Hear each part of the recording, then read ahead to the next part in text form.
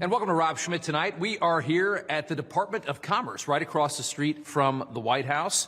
Obviously, the big story for the past couple of weeks has been tariffs and the nerves that come with this as the president makes a very valiant effort to bring a lot of industry back to the United States and to create a much more fair environment for trade around the world. The fight that he is pushing here is a strong and valiant fight. There's a lot of honor to it, but there's a lot of risk as well. So we wanted to talk to the Commerce Secretary about exactly how it's going. Take a look. Secretary Lutnick, thank you so much for joining us. It's a big day. I want to start just with the news this morning. The GDP number came in. It's down 0.3.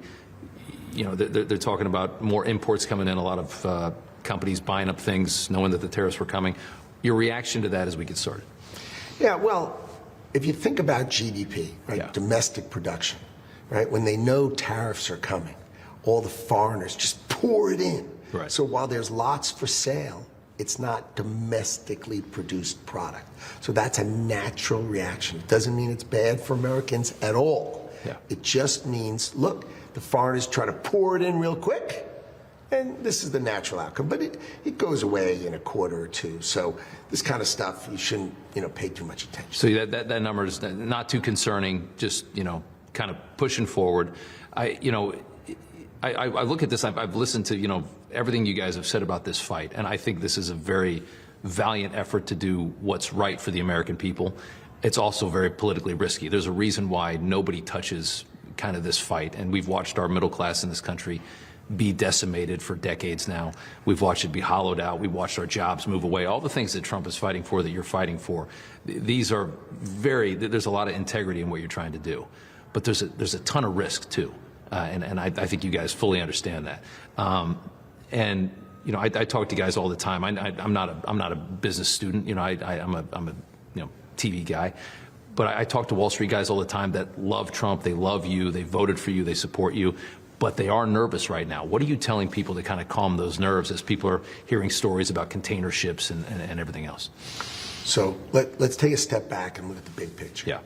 The United States has a $1.2 trillion trade deficit. That means we buy other countries' products more than we buy our own. Yeah.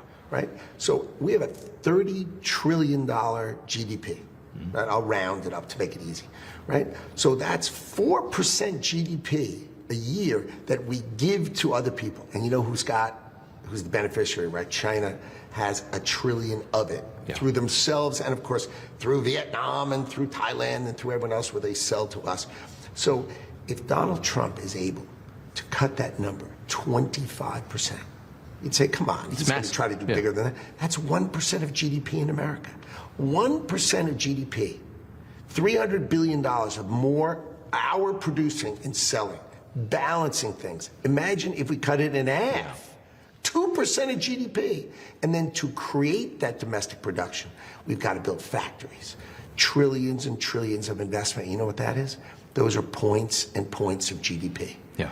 And you take our awesome economy, the greatest economy in the world, and you put the right guy in the Oval Office, Donald Trump, what you could have is 2-3 points of GDP growth, what we were just talking about, yeah, coming from just from that. The Oval Office, being the right person, a businessman, saying, we've got the greatest economy in the world, we've got the greatest business people in the world, but we've let everybody else take advantage of us. Why should we go build factories in the worst environmental rules with the cheapest slave labor? That's okay?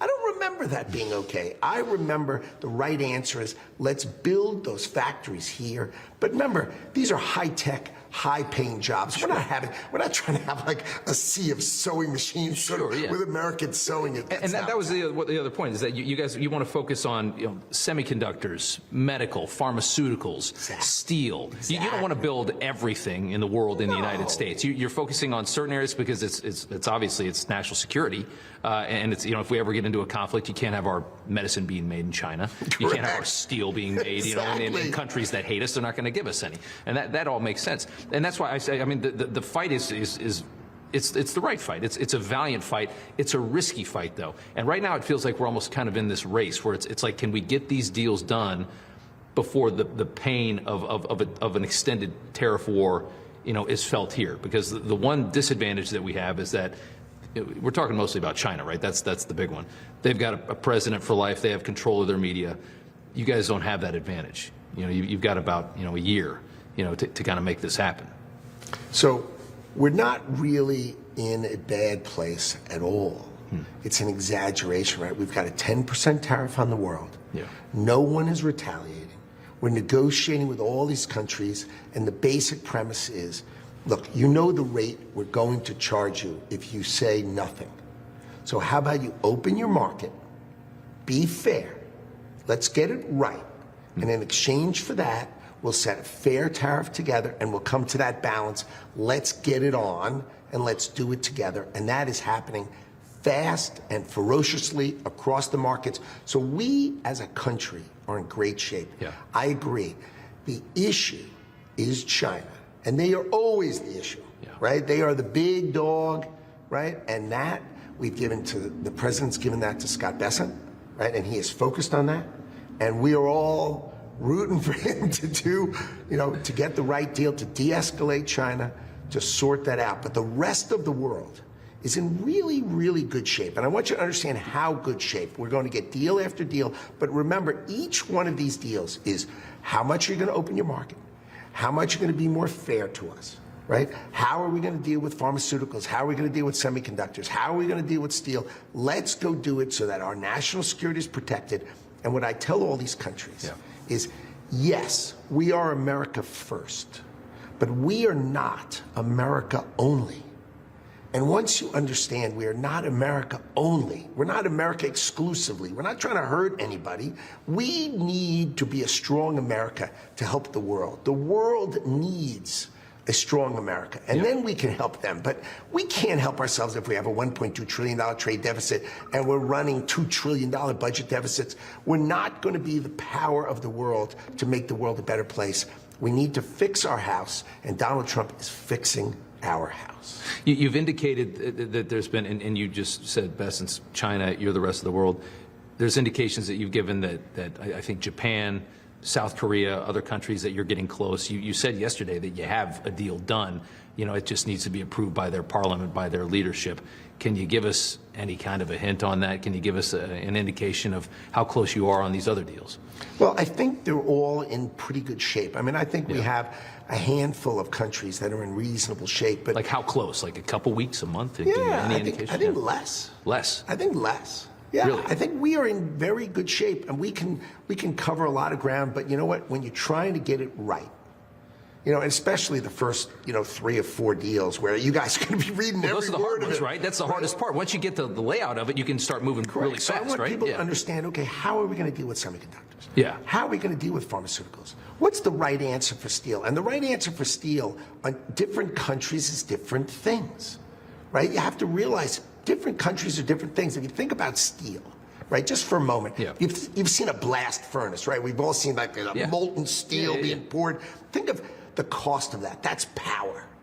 So if a government gives their steel industry power at 50% off, they're going to kick everybody else's tail. And that's the new tax bill, right? There's a huge incentive for businesses to bring in. They can deduct all of that cost. That's why you've got to have a tariff to protect us. When you're fighting, when you're a business in America, and you're fighting the government of X, you're going to lose. So we used to have 40 aluminum smelters, and now we have 10. Why? Because there are governments around the world who are supporting their aluminum industry, crushing ours. Supporting their steel and crushing ours. It's not like our steel guys aren't as good, but what happens is if another country, and China, of course, is always one of the leaders, but there are plenty of other countries who do it as well, when their government supports their business, it makes it really, really hard for our businesses. And finally, Donald Trump's in the White House, and he's saying, I can analyze those, I can figure out where it's happening and why it's happening, and I can fix it, and I can balance that with tariffs. So you know what you're going to see? You're going to see, why don't we do furniture anymore? We used to always do it in North Carolina. When I was a young man, it was all from North Carolina. Why is it all elsewhere? Because their governments support their industry and beat ours up. And we need help here. And that's what Donald Trump is doing. The private investment that's poured into the country has been really impressive. I mean, it's a tremendous amount of money that's coming pouring in. I think there's an event today with NVIDIA, others, that's just going to reemphasize that and how critical that is. There's something you're working on in this big tax bill that's going to probably come, I hope, sometime this summer, that's going to incentivize further, that's going to allow businesses to have a carve-out for, I think, building plants.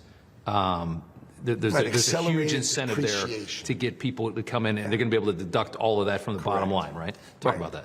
So the idea is we need to rebuild the industrial base of America, but not the old one, the new one. Where I was at TSMC, or I was talking to the guy who builds Peterbilt trucks. Yeah. And he's got, a great automated factory, but 2,000 people work there.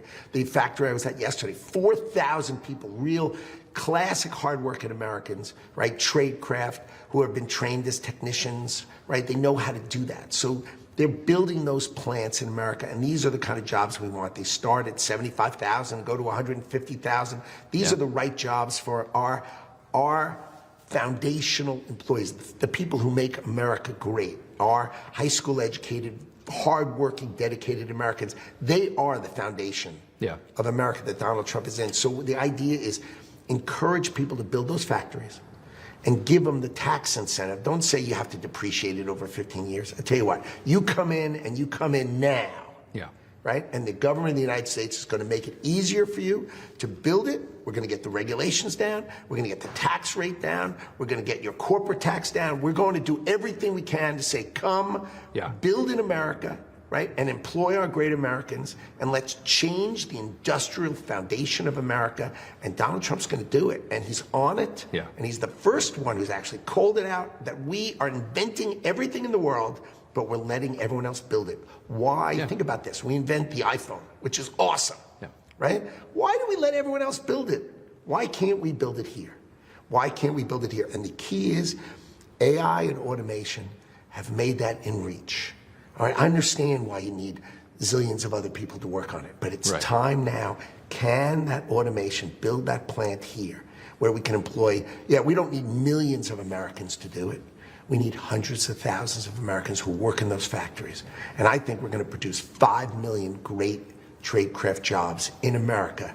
And that's what Donald Trump is driving. And those factories, we've got to help the corporations build those factories, right? And we've got to train community colleges, the local universities, train those people as technicians, as engineers, get them out in the field, and remake America from the bottom up. Change our cities, change Detroit, change Ohio, change Arizona, change Wisconsin, rebuild them in the way America's supposed to be rebuilt. This is all this is macro stuff. You're trying to, reimagine a country that's been decimated for a very long time by a very feeble political class that's been running things. It's been relatively embarrassing to watch what's happened to this country and what it feels like. I mean, you go through the states that brought Trump into power in 2016, those Rust Belt states, all of them decimated by bad policies.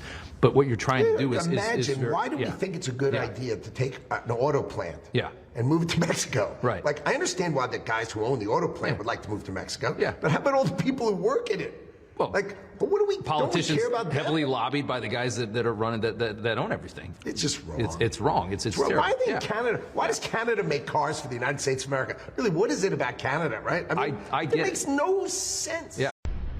Everybody's reporting the same stories, the same spin. You turn the channel, it's always the same. But not us. We're different. We report the real news. No spin, just the facts.